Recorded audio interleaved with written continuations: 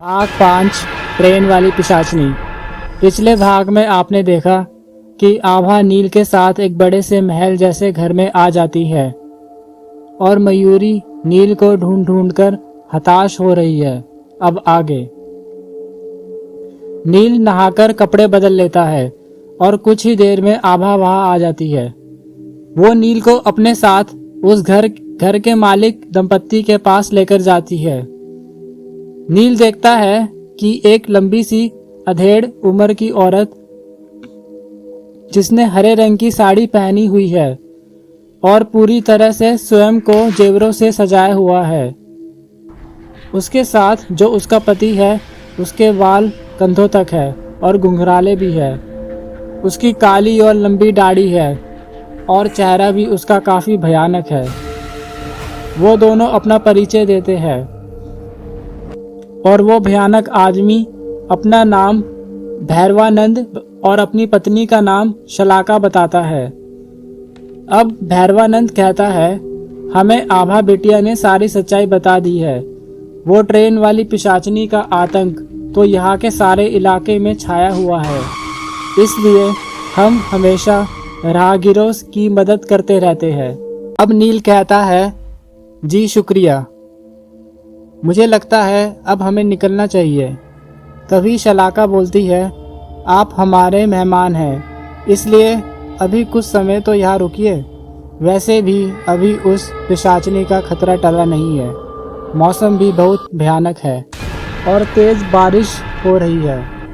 जब बाहर सब ठीक होगा, बारिश रुक जाएगी, तब चले जाना। बाहर का मौसम देखकर अब नील को भी वहां रुकना ही पड़ता है। अब वो दंपत्ति भी वापस चला जाता है। आभा और नील दोनों एक साथ वही उसी कमरे में है। आभा अब आकर नील के गले लग जाती है और कहती है, शुक्र है कि हम दोनों आज जिंदा है। अगर तुम्हें कुछ हो जाता तो मैं भी नहीं जी पाती।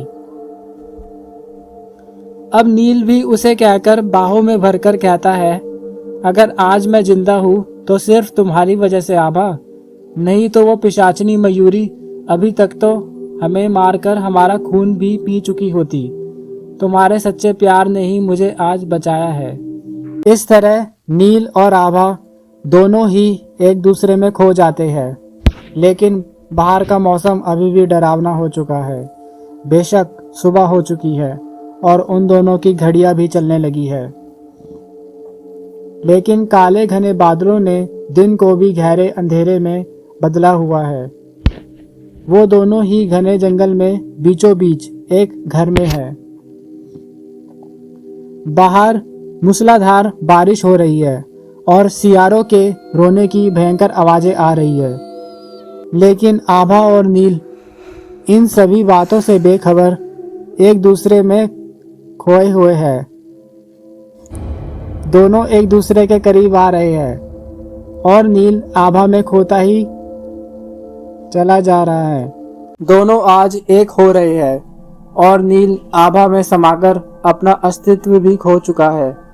अब दोनों ही नींद में आगोश में है।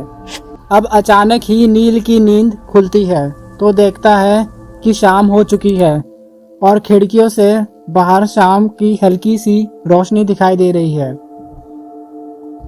वो देखता है कि आभा वहां नहीं है। कुछ देर तो नील वही लेटा हुआ आभा के आने का इंतजार करता रहता है, लेकिन काफी देर होने के बाद भी आभा नहीं आती है। अब नील वही बिस्तर पर लेटा हुआ खिड़की से देखता है कि अंधेरा हो चुका है। वो अब उठकर खिड़की के पास जाने लगता है तो उसे महसूस होता है कि उसका शरीर बहुत कमजोर हो गया है और उसका सांस भी फूल रही है। उसे ऐसा महसूस हो रहा है जैसे उसके शरीर में जान ही नहीं है। उसे लगता है शायद ट्रेन से कूदने की वजह से ऐसा हो रहा है। अब वो बहुत मुश्किल से उठकर खिड़की तक आता है और बाहर देखने लगता है। बाहर उसे घने अंधेरे के सिवा और कुछ भी दिखाई नहीं दे रहा है। अब नील को वहाँ खड़े खड़े थकावट महसूस होने लगती है और वो बहुत ही मुश्किल से धीरे धीरे बेड पर आकर लेट जाता है और उसकी एक बार फिर आंख लग जाती है। अब उसकी आधी रात को आंख खुलती है तो देखता है आभा और वो एक ही बिस्तर पर और एक ही कंबल में पड़े हैं। आभा और नील जिस अवस्था में है उससे नील समझ जाता है कि उसके और आभा के बीच में एक बार फिर संबंध स्थापित हुए हैं, लेकिन उसे बहुत हैरानगी हो रही है ये सोचकर कि उसे कुछ भी याद क्यों नहीं है। अब वो एक बार फिर उठने की कोशिश करता है, लेकिन इस बार वो पहले से भी ज़्यादा कमजोरी महसूस करता है। वो चाहकर भी बिस्तर से नहीं उठ पा रहा है और उसे अपना पूरा शरीर बेजान सा प्रतीत हो रहा है। अब वो आभा को उठाता है और आभा भी उसके उठाने से उठ जाती है। आभा उठकर नील से पूछती है, क्या हुआ नील, इतनी रात को कैसे उठाया मुझे? नील आभा से कहता है, आभा मुझे कुछ भी याद नहीं आ रहा। जब मैं खिड़की पे शाम को खड़ा था तो मुझे बहुत थकान महसूस होने लगी, फिर मैं यहाँ बिस्तर पर आकर सो गया। अब उठा हूँ तो अब मुझे कुछ नहीं याद आ रहा।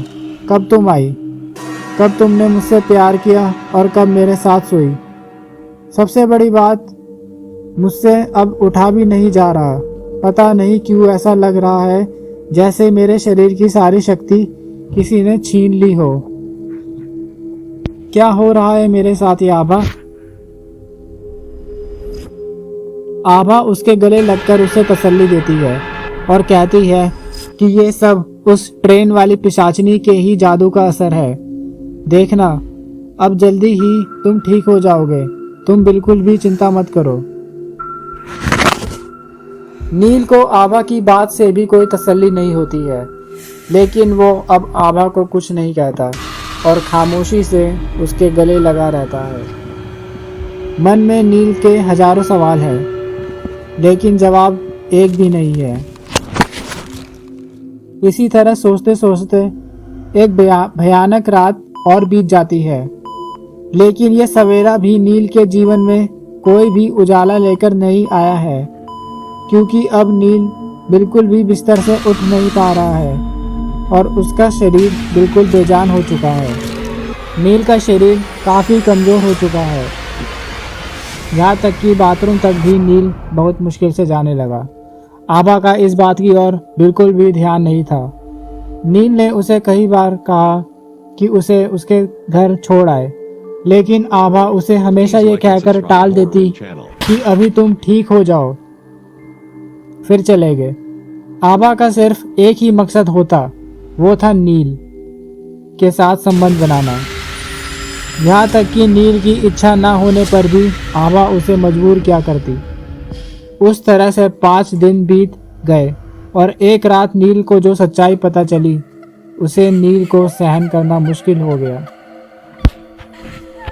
एक रात को आभा खूबसूरत सी पोशाक पहनकर नील के करीब आती है, लेकिन नील अब बहुत कमज़ोर हो चुका है।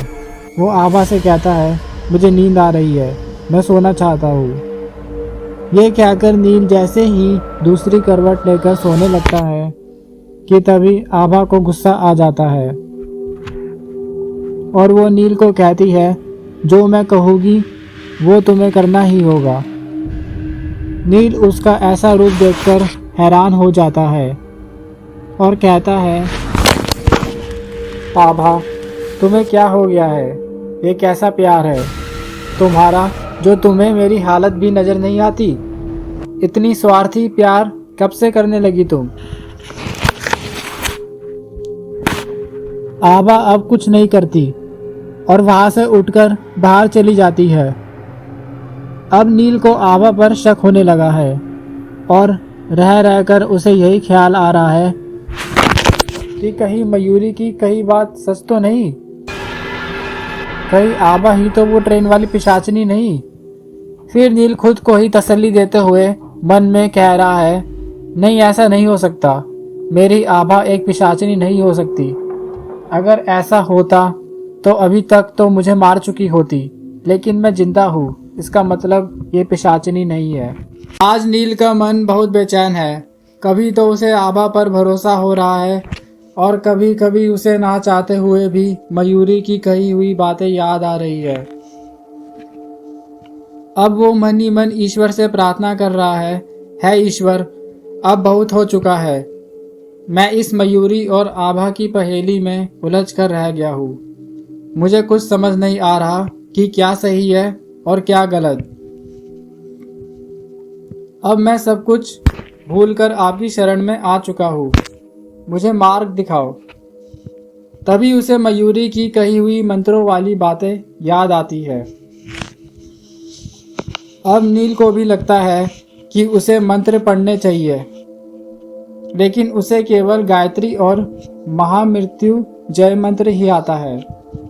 इसलिए अब वो महामृत्यु जय मंत्र जपने लगता है। कुछ देर मंत्र जपने के पश्चात उसे महसूस होता है कि उसका शरीर पहले से थोड़ा सा ताकतवर हुआ है। अब वो मन ही मन मयूरी को याद कर रहा है और अब उसे भरोसा हो गया है कि मयूरी चाहे कोई भी हो, लेकिन उसका भला ही चाहती थी। वो मन ही मन अब मयूरी को याद कर रहा है और कह रहा है, मयूरी तुम जहाँ भी हो प्लीज़ यहाँ आ जाओ, मैं तुमसे मिलना चाहता हूँ।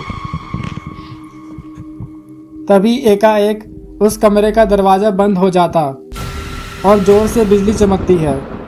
एकाएक तेज रोशनी दिखाई देती है। वो रोशनी इतनी तेज है कि नील अपनी आंखें बंद कर लेता है। जैसे ही वो आंखें खोलता है तो देखता है उसके सामने मयूरी खड़ी है। नील मयूरी को देखकर इतना प्रसन्न हो जाता है कि अब वो बिस्तर से उठकर उसे गले लगा लेता है। तभी उसे महसूस होता है कि अब वो और भी बेहतर महसूस कर रहा है। अब मयूरी नील को दिलासा देती है और उसे बताती है, नील तुमने मेरी बात नहीं मानी और उस समय ट्रेन में कूद गए। मैं बिल्कुल सही कह रही थी, ये आभा ही ट्रेन वाली पिशाचनी है। खास कि तुम उस समय रुक जाते तो आज पिशाचनी के इस घर में कैद ना होते। अब नील मयूरी से कहता है, मयूरी मैं इस पिशाचनी वाली पहेली में बहुत उलझा हुआ हूँ, प्लीज़ मुझे आज सब बताओ कि मेरे साथ ये क्या हो रहा है, नहीं तो मैं पागल हो जाऊंगा। अगर नहीं बताओगी तो तुम पागल नहीं होगे बल्कि पिशाचनी की तरह एक पिशाच बनकर हमेशा के लिए उसी के हो जाओगे। मयूरी ने नील को समझाते हुए कहा। नील मयूरी की कही ये बात सुनकर डर जाता है और कहता है, ये तुम क्या कह रही हो? मैं और पिशाच, लेकिन ये कैसे हो सकता है? मयूरी जैसे आई थी वैसे ही गायब हो जाती है। अब कुछ देर तक सब शांत रहता है। उसके बाद वह आभा आ जाती है और उसे देखते ही नील को मयूरी की कई सारी बातें याद आती है। अब उसे आभा से डर लग रहा है, लेकिन वो चाहकर भी कुछ नहीं कर सकता। उसे मजबूरी में ही बाहर से हंसना पड़ता है। अब आभा उसके करीब आती है और उसके गले लग जाती है। नील उसके छूने से ही भय से कांप जाता है। अब आभा जैसे ही उसके करीब आकर एक बार फिर संबंध बनाने की इच्छा करती है तो नील एक ही झटके से उसे खुद से दूर कर देता है। मयूरी कहती है, मैं तुम्हें सब सच बताऊंगी, लेकिन अभी सही समय नहीं आया। अभी आभा के आने का समय हो रहा है। आज रात कुछ भी करके उसके करीब मत आना, नहीं तो फिर से अपनी सारी शक्ति खो बैठोगे। मैं जा रही हूँ, सुबह तुम्हें वहाँ से निकालने के लिए जरूर आऊँगी। अपना ख्याल रखना नील। तभी नील उसका हाथ पकड़कर कहता है, सुनो एक बात तो बताओ। मयूरी नील से पूछती है, क्या? बोलो। नील अब उससे पूछता है, बस इतना बता जाओ, कौन हो तुम? अब मयूरी मुस्कुराते हुए कहती है, तुम्हारी अधूरी मोहब्बत। ये कहकर मयूरी वहाँ से गायब हो जाती है और नील बुत बना हुआ उसे देखता रहता है।